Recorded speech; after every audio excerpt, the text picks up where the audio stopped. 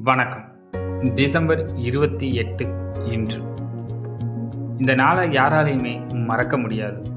2023 December 28 ஒட்டுமொத்த தமிழ் இனமே ஒரு மனிதனின் மறைவுக்காக கண்ணீர் விட்ட நாள்.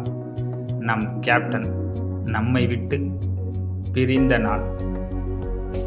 கேப்டன் மறைந்து இன்றோடு ஒரு வருடமாகிறது. கேப்டனின் முதலாம் ஆண்டு குரு பூஜையும் அனுசரிக்கப்படுது. கேப்டன் எல்லோராலும் நினைக்கப்பட்டு கொண்டே இருக்கிறார்.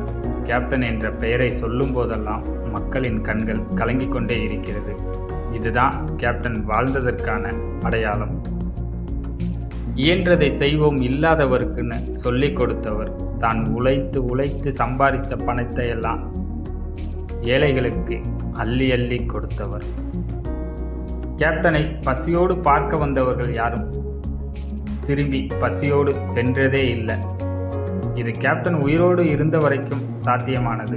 ஆனால் இன்றும் கேப்டன் மறைந்து ஒரு வருடம் ஆகியும் கேப்டனை பசியோடு வணங்க வந்த யாரும் மீண்டும் பசியோடு திரும்பி செல்வதே இல்லை. இதுதான் கேப்டன் கடவுளாய் வாழ்வதற்கான அடையாளம். வாழ்க கேப்டன். இந்த ஓராண்டில் இன்னும் பல 100 ஆண்டுகள் கழிந்தாலும் கேப்டன் கடவுளாக மக்கள் மனதில் வாழ்ந்து கொண்டேதான் இருப்பார். கேப்டன் தன் எதிரிகளுக்கும் துரோகம் செய்தவர் அல்ல. தனக்கு துரோகம் செய்தவர்களையும் எதிரியாக நினைத்ததே இல்லை. மக்களின் தலைவனா உயர்ந்து நின்ற அந்த மனிதனை, அந்த மாபெரும் நல்லவனை துரோகத்தாலும் அதிகாரத்தாலும் ஆணவத்தாலும் பணத்தாலும் திட்டமிட்டே வீழ்த்தினாங்க. ஆனால் வீழ்த்தியவர்கள் பெயரெல்லாம் இப்போ மறைஞ்சு போச்சு.